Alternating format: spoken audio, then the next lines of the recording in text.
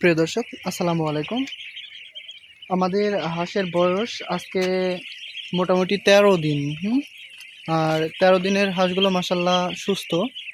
আসলে খামারিদের দিন আর রাত বলে না, যদি তাদের যেটা লালন পালন করছে সেটা যদি সুস্থ থাকে তাহলেই কিন্তু তাদের মুখে হাসি থাকবে।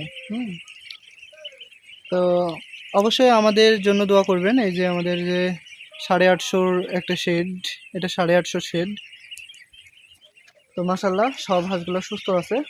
আর আমাদের প্রতিদিন ডে বাই ডে আমরা ভিডিও আপলোড করি হাঁসের কি অবস্থা, কি পরিস্থিতি সব কিছু আপনাদের জানানোর জন্য।